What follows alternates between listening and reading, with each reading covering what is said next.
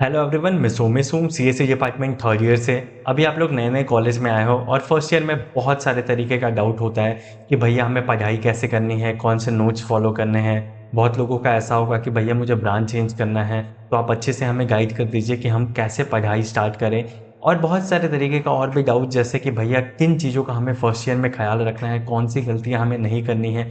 ये सारे तमाम तरीके के डाउट्स फर्स्ट ईयर स्टूडेंट्स के मन में होते हैं, तो ये वीडियो उसी के रिगार्डिंग है। इस वीडियो में आप लोगों को कंप्लीट फर्स्ट ईयर के नोट्स भी प्रोवाइड किए जाएंगे और बहुत सारी चीजें मैं आपको बताऊंगा जिन चीजों का आपको फर्स्ट ईयर में ध्यान रखना है।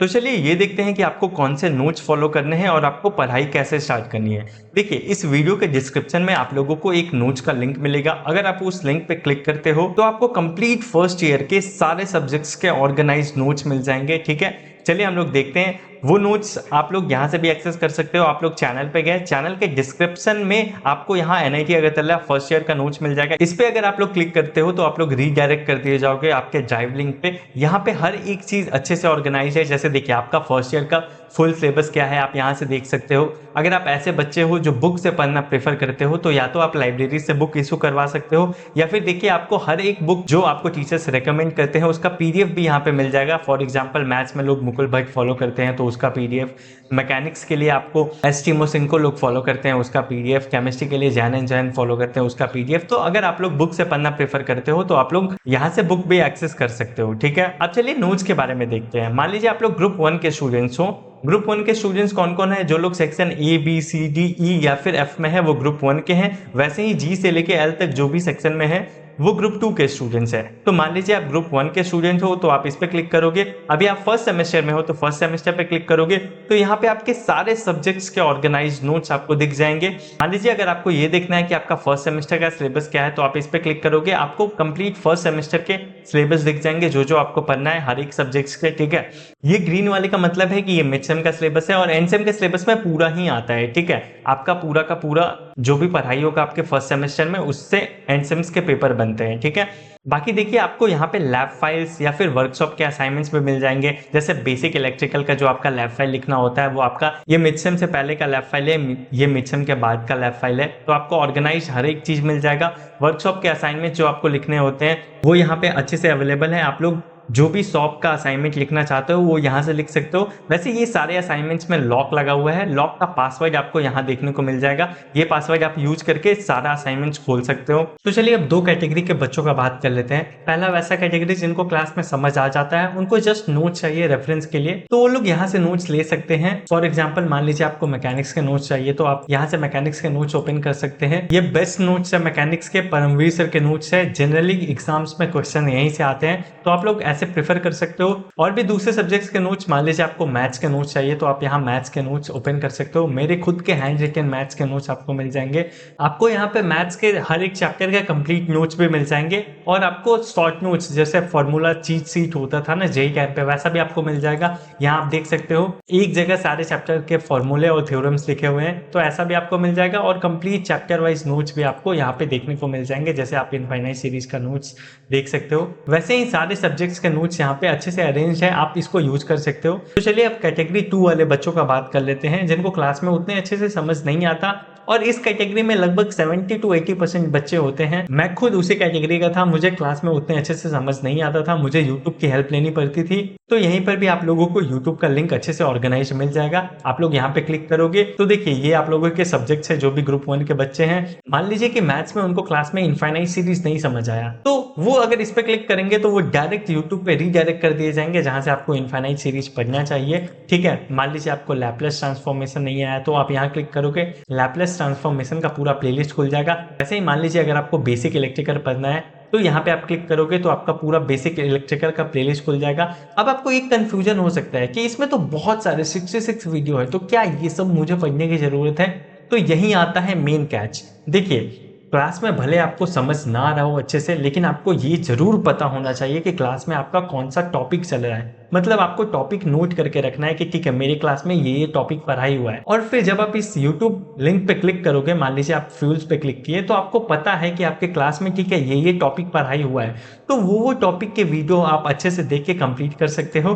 तो आपका एग्जाम का प्रिपरेशन अच्छे से हो जाएगा। कहने का मतलब सारे वीडियोस देखने की जरूरत नहीं है, जो भी आपके क्लास में टॉपिक हुआ है वो वीडियो जाके आप इस प्लेलिस्ट में देख सकते हो, आपके सारे टॉपिक्स अच्छे से कवर हो जाएंगे। और एट द एंड सबसे इंपॉर्टेंट चीज देखिए, पीवाईक्यू क्रूशियल है। आपके जेई टाइम में भी ऐसा ही था ना, आपको आपका जेई टाइम याद होगा, उसमें भी ऐसा था कि आप टॉपिक्स कैसे पढ़ते हो, कितना पढ़ते हो, उस सबसे ज्यादा मैटर करता है कि आपने पीवाईक्यू कितने अच्छे से किया है। क्योंकि पीवाईक्यू ही आपका रियलिटी चेक देता है। आपने पढ़ाई तो अच्छे से कर ली, लेकिन क्या आपसे एग्जाम में क्वेश्चन बन पाएगा या नहीं बन पाएगा, ये आप कैसे पता करोगे? ये पीवाईक्यू सॉल्व करने से पता चलता है। अगर आपसे पीवाईक्यू सॉल्व हो पा रहे हैं, इसका मतलब जो आने वाले आपके क्वेश्चंस है एग्जाम में, वो भी आप सॉल्व कर दोगे। तो पीवाईक्यू बहुत जरूरी है। आपको आपके एग्जाम से पहले पीवाईक्यू अच्छे से करके ही जाना है। आपको पीवाईक्यूज भी यहाँ दिख जाएंगे। देखिए, आप पीवाईक्यू में क्लिक करोगे तो अभी आपका मिड सेम्स होगा, मिड सेम के भी पीवाईक्यू है, एंड सेम के भी है, और कुछ पुराने भी पीवाईक्यू है। चलिए मिड सेम्स के पीवाईक्यू देखते हैं। आपने मिड सेम के पीवाईक्यू खोले, यहाँ पे 2 पीडीएफ है, और यहाँ पे एक में लिखा हुआ है 23U बैच, यहाँ पे एक में लिखा हुआ है 24U बैच। तो ये क्या है? देखिए, आपका जो बैच है वो 25U बैच है। आप लोगों का एनरोलमेंट 25U ऐसे स्टार्ट होता होगा, है ना? तो आपका 25U बैच है।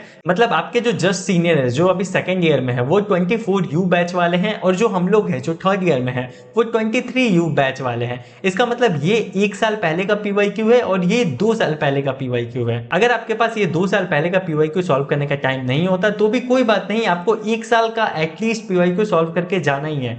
लेकिन जिनको ब्रांच चेंज करवाना है, जिनको अच्छी हाई सीजीपीए चाहिए, वो दोनों साल का पीवाईक्यू अच्छे से सॉल्व करके जाए। आप एक चीज नोटिस करोगे कि मान लो आप ये 23U वाला पीवाईक्यू खोलते हो, तो यहाँ पे आपको ग्रुप 1 और ग्रुप 2 के पीवाईक्यू दोनों एक ही जगह मिलेंगे। तो आप ये सोचोगे कि अरे यार, मैं तो ग्रुप 1 का हूं, तो फिर यहाँ पे ग्रुप 2 के पीवाईक्यूज भी क्यों दिए हुए हैं सेम? मैं इसको क्यों सॉल्व करूं? तो देखिए, मान लीजिए आप ग्रुप 1 के हो, तो ऐसा तो नहीं है कि जो पिछले साल ग्रुप 2 में पीवाईक्यू आया था वो आपके लिए इंपॉर्टेंट नहीं है। तो जस्ट आपके प्रैक्टिस के लिए मैंने एक ही में मर्ज करके ग्रुप 1 और ग्रुप 2 के मैथ्स, फिजिक्स, केमिस्ट्री जो कॉमन सब्जेक्ट्स है उसके पीवाईक्यू दिए होते हैं। क्योंकि आपको पता होना चाहिए कि ग्रुप 1 और ग्रुप 2 के पेपर अलग अलग बनते हैं। आपका सब्जेक्ट्स कॉमन भी होगा, तब भी आपके पेपर अलग अलग होंगे। 3 सब्जेक्ट्स फिजिक्स, केमिस्ट्री, मैथ्स तो कॉमन ही होते हैं, लेकिन पेपर अलग अलग होता है। और जो ये लैंग्वेज हो गया या फिर बेसिक इलेक्ट्रिकल हो गया, ये सब अलग अलग ही सब्जेक्ट्स हैं, तो इसके पेपर तो अलग होंगे ही। तो जो भी यहाँ पे पीवाईक्यू दिया हुआ है वो आपको अच्छे से सॉल्व करके जाना है। अगर आपको ब्रांच चेंज करना है या अच्छे सीजी चाहिए, तो आप कोशिश करिए कि आप दोनों पीवाईक्यू सॉल्व करके जाए। तो आई होप कि आपको समझ आ गया कि आपको नोट्स का रेफरेंस कहाँ से लेना है, पीवाईक्यू सॉल्व करके ही एग्जाम में जाना है। अगर आपको वर्कशॉप का असाइनमेंट चाहिए तो वो आपको कहाँ मिलेगा, अगर आपको फर्स्ट सेमेस्टर का सिलेबस खोजना है तो वो आपको कहाँ मिलेगा। ये सारी चीजें आपको अच्छे से समझ आ गई होंगी। ग्रुप 2 वाले स्टूडेंट्स के लिए भी वही है, आप अपने ग्रुप 2 वाले नोट्स पे जाओगे, फर्स्ट सेमेस्टर में जाओगे, और यहाँ पे आपको ऑर्गेनाइज सारे नोट्स मिल जाएंगे, आपके सेमेस्टर का सिलेबस मिल जाएगा, यूट्यूब का लिंक आपको मिल जाएगा, यहाँ से जाके आप पढ़ सकते हो। जैसे बेसिक इलेक्ट्रॉनिक्स के लिए 2 प्लेलिस्ट रिकमेंडेड है, ये दोनों में से आपको जो अच्छा लगे वो प्लेलिस्ट आप फॉलो कर सकते हो। वैसे ही फिजिक्स में ये चैप्टर्स हैं, आप इस पे क्लिक करोगे तो आप यूट्यूब पे रिकमेंड कर दिए जाओगे, और यहाँ से आप अच्छे से पढ़ाई कर सकते हो। ठीक है, तो आई होप कि सारे सेक्शन के बच्चों को समझ आ गया होगा कि उनको कौन से नोट्स फॉलो करने हैं। अगर उनको बुक चाहिए तो कहाँ से ले सकते हैं, अगर उनको पूरा सिलेबस देखना है फर्स्ट ईयर का तो वो कहाँ से देख सकते हैं, और अगर सिर्फ उनको अपने सेमेस्टर का अभी सिलेबस देखना है तो वो कहाँ से देख सकते हैं। ये आप सभी को एकदम अच्छे से समझ आ गया होगा। अब आपके मन में ये डाउट्स हो सकते हैं कि भैया, जो आपने इतना सारा चीज बताया, ये सब मुझे कब से करना स्टार्ट करना चाहिए, मुझे अपने एकेडमिक के लिए कब से पढ़ना स्टार्ट करना चाहिए। आप ये सोच सकते हो कि कहीं मुझे ऐसा तो नहीं कि दिन भर पढ़ते ही रहना पड़ेगा। अगर मुझे ब्रांच चेंज करना है तो क्या मुझे थोड़ा खेलने का टाइम या फिर क्लब एक्सप्लोर करने का टाइम, ये सब मिलेगा या नहीं? आपके मन में ये सवाल आ सकता है। तो देखिए, मैं आपको बता दूं, ऐसा एकदम जरूरी नहीं है कि आपको ब्रांच चेंज करना है या फिर आपको अच्छे सीजी चाहिए तो आपको दिन रात पढ़ना है। ऐसा एकदम जरूरी नहीं है। एग्जाम्स आने के, मिड सेम आने के अगर आप 10 से 15 दिन पहले से भी थोड़ा थोड़ा पढ़ोगे तो हो जाएगा। जिनको डेडिकेटली ब्रांच चेंज करने के लिए पढ़ना है, उनको 10-15 दिन पहले से थोड़ा अच्छे से पढ़ाई करना होगा। जिनको एकदम नॉर्मल चीजें चाहिए, वो आराम से 10 दिन पहले से भी थोड़ा थोड़ा पढ़ेंगे तो हो जाएगा, कोई प्रॉब्लम नहीं होता। और बहुत ही लिमिटेड टॉपिक से ही आपके एग्जाम्स में सवाल आते हैं। हाँ, एक चीज ध्यान रखिएगा कि कभी भी मैथ्स को लास्ट के लिए नहीं छोड़ना, क्योंकि मैथ्स प्रैक्टिस वाला सब्जेक्ट है। आपको 1 वीक पहले से मैथ्स प्रैक्टिस करना ही पड़ेगा। मैथ्स आपसे टाइम मांगता है। अगर आप मैथ्स पहले से नहीं करके रखोगे तो लास्ट में बहुत हेक्टिक होगा। तो आपको मैथ्स पहले से प्रैक्टिस करके रखने हैं एग्जाम्स के लिए। ठीक है, अगर आप पीवाईक्यू को अच्छे से एनालाइज कर लोगे ना, तो भी आपको समझ आ जाएगा कि ठीक है, मुझे ये टॉपिक्स पहले कर लेने चाहिए ताकि मैं एग्जाम में एक अच्छा स्कोर कर पाऊं। देखिए, मैं अपना बता देता हूँ। मैं और जो भी मेरे फ्रेंड्स थे वो सारे लोग फर्स्ट सेमेस्टर के लिए तो सिर्फ एक रात पढ़ के एग्जाम दिए थे और सबका 9 से ज़्यादा सीजी है। मेरा खुद 9.18 सीजी था फर्स्ट सेमेस्टर में। लेकिन क्या मैं आपको रेकमेंड करूंगा कि आप एक रात पढ़ के ही जाइए? एकदम नहीं। देखिए, सेकेंड सेमेस्टर में मेरे साथ एक इंसिडेंस हुआ था जब मुझे समझ आया कि वो एक रात पढ़ना कितना खतरनाक हो सकता है। देखिए, मुझे पता है आप लोग इंजीनियरिंग स्टूडेंट्स हो, जेईई एग्जाम क्रैक करके आए हो, सबके पास इनफ दिमाग है, वो एक रात में भी पढ़ के 9+ सीजी आराम से स्कोर कर सकते हैं। पर प्रॉब्लम इज, देखिए मेरे साथ क्या हुआ था, सेकेंड सेमेस्टर में फिजिक्स का एग्जाम था, मिड सेम था। एज यूजुअल मैं हमेशा एक रात पढ़ के एग्जाम देने जाता था मिड सेम्स में। एंड सेम्स में मैं 1-2 दिन पहले से पढ़ लेता था, लेकिन मिड सेम्स में तो मैं हमेशा रात भर पढ़ के जाता था, एग्जाम दे देता था, क्योंकि मिड सेम्स के सिलेबस भी बहुत कम होते हैं। तो सेकेंड सेमेस्टर चल रहा था, फिजिक्स का एग्जाम था। मैंने यही सोचा था कि ठीक है, मिड सेम है, आराम से एक रात पढ़ेंगे, दे देंगे एग्जाम, कोई भी प्रॉब्लम नहीं होगा। तो मैंने पहले से नहीं पढ़ा था।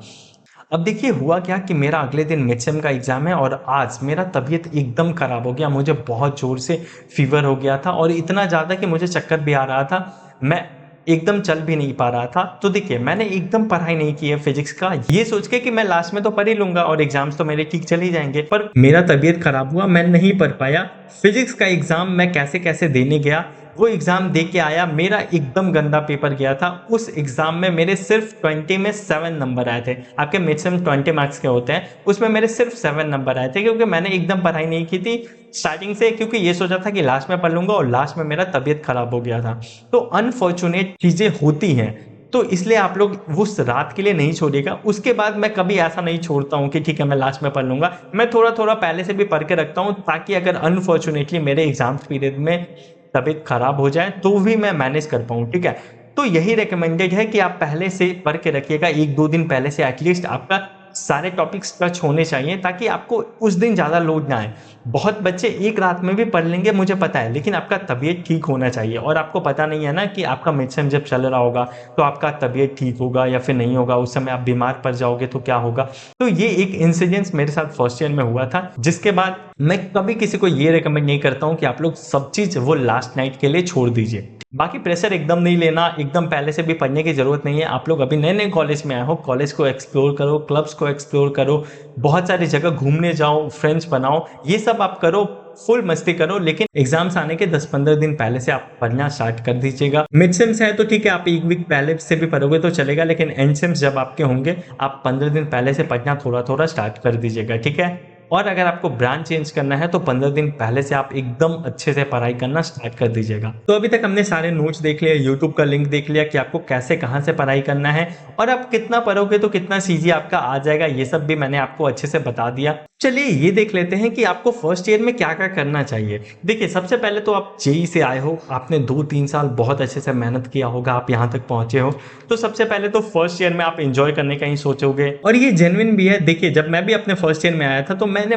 बहुत एंजॉय किया था पूरा, क्योंकि मैं ड्रॉपर था, मैं 3 साल एकदम पढ़ के आया था। मैंने फर्स्ट ईयर बहुत अच्छे से एंजॉय किया था, ठीक है। मतलब मैं पूरा कैंपस घूमा, सिटी घूमा, इधर उधर गया, बहुत सारे दोस्त बनाए, बहुत एंजॉय किया था फर्स्ट ईयर में। और मेरे ऊपर वो भी प्रेशर नहीं था कि मेरे को ब्रांच चेंज करना है, मेरा पहले से ही सीएसई डिपार्टमेंट था, तो एक ये भी प्रेशर नहीं था मेरे ऊपर कि अच्छा ब्रांच चेंज करना है। तो मैंने फुल एंजॉय किया था। तो आप लोग भी इतना मेहनत करके यहाँ तक पहुंचे हो, तो आप फर्स्ट ईयर में बहुत एक्सप्लोर करिएगा, एंजॉय करिएगा, दोस्त बनाइएगा, ये सब तो आपको करना है। और एडिशनल एक और चीज, देखिए आपको सीनियर्स के साथ कनेक्शन बना के रखना है, क्योंकि कॉलेज में आपके मम्मी पापा आपके सीनियर्स ही होते हैं, वही आपको बताएंगे कि आपको क्या करना है क्या नहीं करना है। जैसे कोई भी अपॉर्चुनिटीज आएंगी तो सीनियर्स ही आपको बताएंगे कि ये देखो आपके लिए ये अपॉर्चुनिटी है, अगर तुमको पार्टिसिपेट करना है तो तुम यहाँ पे कर सकते हो। ये सब चीजें आपको सीनियर्स के कांटेक्ट में रहने से ही टाइम टू टाइम पता चलेगा। तो आपको सीनियर्स के साथ कनेक्शन बहुत अच्छे से बनाने हैं, और खासकर सेकेंड ईयर सीनियर के साथ, क्योंकि देखिए आप फर्स्ट ईयर में हो, आपकी जिम्मेदारी सेकेंड ईयर वाले स्टूडेंट पे है।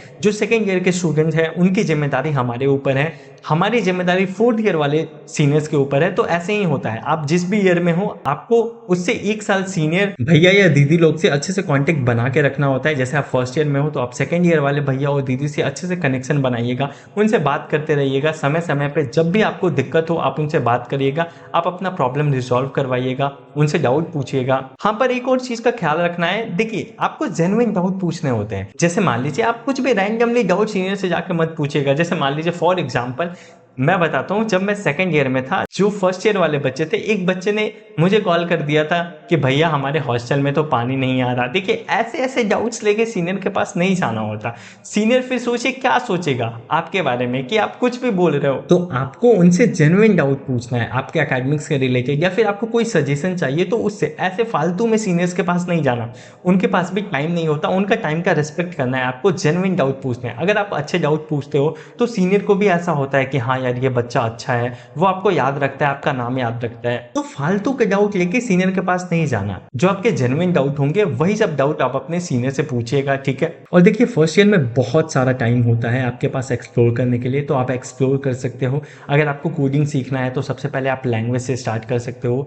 अगर मान लीजिए आपके क्लास में सी स्टार्ट हो रहा है तो आप लोग सी साइड से भी पढ़ना स्टार्ट कर सकते हो, क्योंकि वो लैंग्वेज है वो आपके लिए हेल्पफुल होगा। लेकिन सबसे ज़्यादा recommended language C plus plus होता है। सी प्लस प्लस आपको आना ही चाहिए। तो अगर आपके क्लास में सी हो रहा है तो ठीक है, आप सी से ही स्टार्ट कर सकते हो। अगले सेमेस्टर में आप सी प्लस प्लस सीख सकते हो।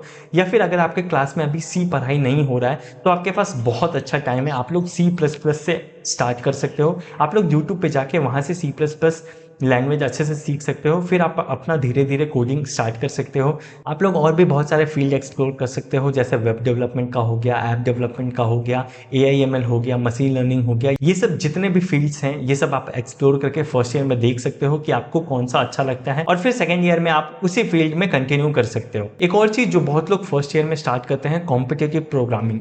अब देखिए अगर आपको कॉम्पिटेटिव प्रोग्रामिंग के बारे में नहीं पता है तो आप यूट्यूब पे जाके थोड़ा सर्च कर सकते हो कि इसके क्या फायदे होते हैं। ये सब मैं इन शॉर्ट बता देता हूँ। देखिए कॉम्पिटेटिव प्रोग्रामिंग करने से आपका ब्रेन बहुत ज़्यादा डेवलप होता है। अगर आप कोई भी फैंग कंपनी में जाना चाहते हो तो उसके लिए आपको ओए क्लियर करना होता है, और ओए में जैसे क्वेश्चंस आते हैं, मतलब कहानी टाइप का, आपको खुद से सोच के फिर सॉल्व करना होता है। वो स्किल आपका कॉम्पिटेटिव प्रोग्रामिंग से डेवलप होता है। तो आप लोग कॉम्पिटेटिव प्रोग्रामिंग भी सीख सकते हो, एक्सप्लोर कर सकते हो। देखिए हो सकता है 1-2 महीने बाद आप भी सोचो कि ठीक है अब मैं कॉम्पिटेटिव प्रोग्रामिंग स्टार्ट करता हूँ। तो एकदम बेसिक से आप कैसे स्टार्ट कर सकते हो वो मैं आपको बता देता हूँ। देखिए ये नोट्स वाले ग्रुप में ही आपका यहाँ learn how to start competitive programming है। इस पे अगर आप क्लिक करोगे तो आप डे वाइज सीख सकते हो कि ठीक है डे 0 पे आपको क्या करना चाहिए, डे 1 पे, डे 2 पे, ऐसे एकदम अच्छे से जाके आप सीख सकते हो।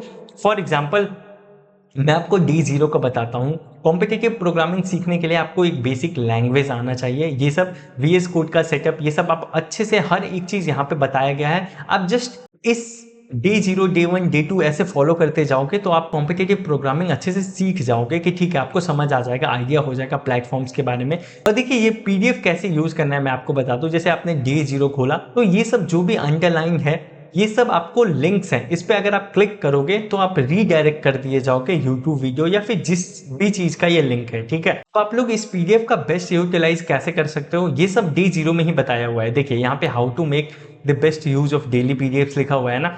इस पे अगर आप क्लिक करते हो तो आप रीडायरेक्ट कर दिए जाओगे यूट्यूब पे वीडियो पे, और इस वीडियो में आपको एकदम अच्छे से बताया गया है कि आप ये PDF कैसे यूज करके आप अपना कॉम्पिटिटिव प्रोग्रामिंग का जर्नी स्टार्ट कर सकते हो, ठीक है। तो आप लोग कॉम्पिटिटिव प्रोग्रामिंग करना चाहते हो, एकदम बेसिक से सीखना चाहते हो, तो आपको समझ आ गया आपको क्या करना है।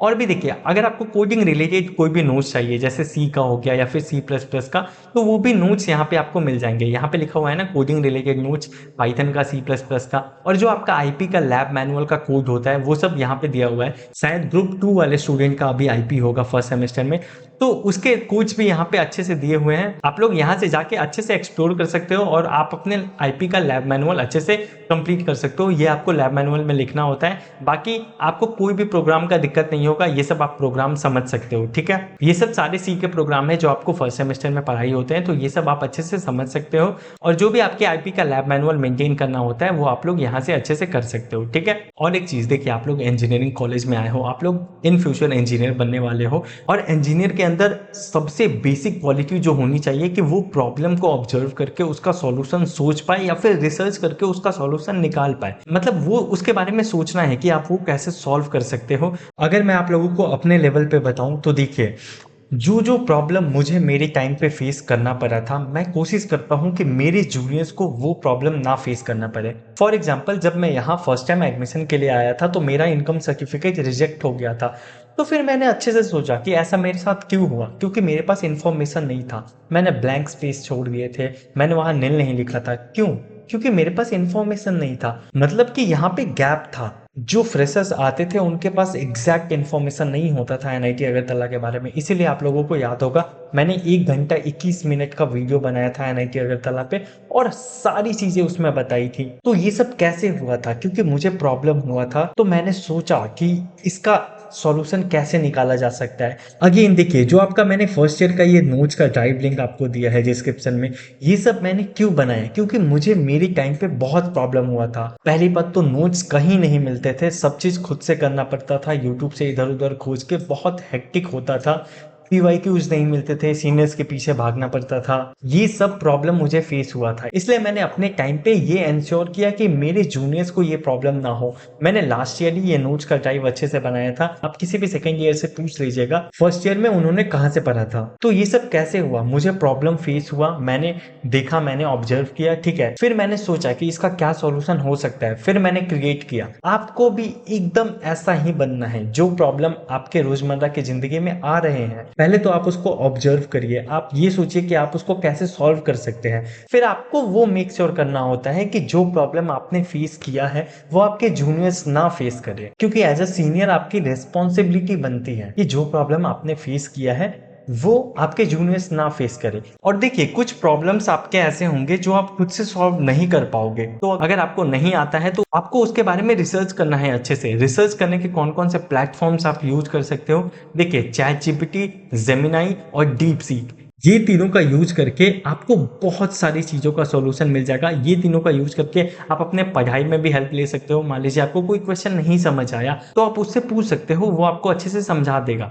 जैसे मान लीजिए आपको अभी कोई टॉपिक नहीं समझ आ रहा, तो आप वो टॉपिक जाके चैट जीपीटी से पूछ सकते हो और उसको ऐसा प्रॉम्प्ट देना कि जैसे एक टीचर एक 15 साल के बच्चों को समझाता है वैसे ही तुम मुझे ये टॉपिक समझाओ, इस टॉपिक के बारे में मुझे कुछ भी नहीं पता। ऐसा आप प्रॉम्प्ट दोगे तो चैट जीपीटी या फिर जेमिनाई बहुत अच्छे से आपको समझाएगा। तो ऐसे आप लोग अपनी पढ़ाई भी कर सकते हो और जो भी आपको प्रॉब्लम आता है वो प्रॉब्लम आप चैट जीपीटी को एक्सप्लेन करो, जेमिनाई को एक्सप्लेन करो और खुद से अपने प्रॉब्लम का सॉल्यूशन ढूंढने का ट्राई करो।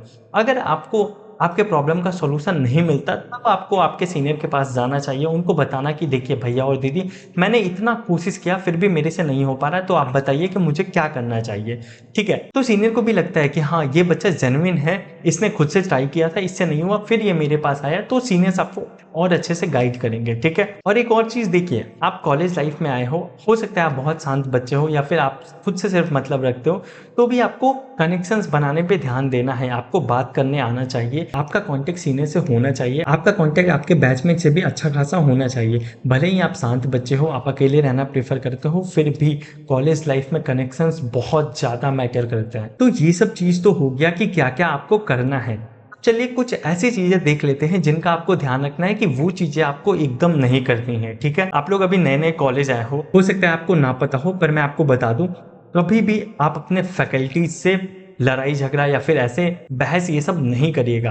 क्योंकि देखिए, फैकल्टी के पास बहुत पावर होता है कॉलेज लाइफ में। अगर आपके कोई फैकल्टीज चाह देंगे कि आपको नंबर नहीं देना है तो वो आपको नंबर नहीं देंगे, फिर आपके ग्रेड्स गिरेंगे। मतलब फैकल्टी के साथ बहस एकदम नहीं करना है। हो सकता है कभी ऐसा हो कि आपकी गलती ना हो लेकिन फैकल्टीज ने आपको डांट दिया फॉर एग्जाम्पल, तो उस समय आपको सह लेना है। फैकल्टीज से कभी भी मुंह नहीं लगाना है और कभी भी उनसे लड़ाई झगड़ा ऐसे नहीं करना है। ठीक है, जब भी आपको असाइनमेंट्स दिए जाएं, असाइनमेंट्स टाइम पे सबमिट करने हैं क्योंकि असाइनमेंट्स पे मार्क्स होते हैं। ठीक है, और देखिए, आप क्लास 1-2 छोड़ भी सकते हो, ऐसा कोई दिक्कत नहीं है। अगर आपको कोई लगे कि फैकल्टी स्ट्रिक्ट नहीं है तो आप क्लास छोड़ भी सकते हो, लेकिन ऐसा नहीं कि पूरा ही क्लास नहीं गया पूरा सेमेस्टर, वैसा नहीं, कुछ कुछ क्लासेस आने हैं। लेकिन लैब आपको कभी भी नहीं छोड़ना है। ठीक है, हर एक लैब का बहुत इंपॉर्टेंस होता है, उस पर मार्क्स होते हैं, डायरेक्टली आपके अटेंडेंस पे मार्क्स होते हैं लैब में। तो लैब, वर्कशॉप, ये सब आपको एकदम नहीं छोड़ना है। ठीक है, अगर बहुत वर्स्ट केस हो जाता है कि आपका तबीयत ही खराब हो गया, आपको एडमिट होना पड़ा कहीं, या फिर आप एकदम चल फिर नहीं सकते, तो आप एप्लीकेशन लिख के अच्छे से मेडिकल सर्टिफिकेट लगा के फिर आप अपने लैब वाले टीचर को जाके सबमिट करना और उनको बताना कि ये प्रॉब्लम था, इसलिए मैं नहीं आ पाया था या फिर इसलिए मैं नहीं आ पाई थी। ठीक है, तो ये सब कुछ चीजें थी जिनका आपको ध्यान रखना चाहिए फर्स्ट ईयर में। अलॉन्ग विथ योर एकेडमिक्स आपको ये सब साइड वाली चीजों पे भी ध्यान रखना है। और देखिए, सेम मैं बहुत सारी गलतियां करके सीखता हूँ। मैं आपको इसीलिए पहले बताता हूँ कि देख यार, ये करना, ये मत करना, क्योंकि जो गलतियां मैंने की है अगर आप वो फिर रिपीट करोगे तो फिर मेरा सीनियर होने का क्या फायदा। आप अपनी बहुत सारी नई गलतियां करिए पर वो गलतियां रिपीट आपको नहीं करनी है जो आपके सीनियर्स ने की है। आपको आपके सीनियर्स की गलतियों से सीखना है। आप अपनी नई बहुत सारी गलतियां करना, लेकिन जो गलतियां आपके सीनियर्स ने की है वो आपको नहीं करनी है, ठीक है। और जो भी प्रॉब्लम आपको आ रहा है फिलहाल उसको अच्छे से ऑब्जर्व करके सॉल्व करने का कोशिश करना है। अगर वो आपसे हो पाता है तो अच्छा है, नहीं हो पाता तो सीनियर्स के पास जाना है। और आपको मेक श्योर करना है कि आपका अगला बैच जो आएगा उसको वो सेम प्रॉब्लम फेस ना करना पड़े। आप कुछ ऐसा क्रिएट करने का कोशिश करना है, ठीक है। एक बार मैं आपको फिर से बता दूं कि नोट्स का लिंक आपको डिस्क्रिप्शन में मिल जाएगा, वहां से जाके आप एक्सेस कर सकते हो और आप अपनी पढ़ाई अच्छे से कर सकते हो। एकदम प्रेशर नहीं लेना। फर्स्ट ईयर में आपको एंजॉय भी करना है, एक्सप्लोर भी करना है और एग्जाम्स के पहले आपको पढ़ाई भी करनी है, ठीक है। और पीवाईक्यूज मैं फिर से बोल दूं बहुत जरूरी है, पीवाईक्यू सॉल्व करके ही एग्जाम में जाना है। सीनियर से कॉन्टेक्ट्स बनाने हैं, अच्छे अच्छे दोस्त बनाने हैं, आपका पीयर ग्रुप अच्छा होना चाहिए क्योंकि बोलते हैं ना कि you are the average of 5 people you live with. तो आपका ग्रुप बहुत अच्छा होना चाहिए क्योंकि कॉलेज लाइफ में ग्रुप बहुत मैटर करता है। तो ये सब चीजों का आप ध्यान रखिएगा। इस वीडियो में बस इतना ही, मिलते हैं आपसे अगले वीडियो में।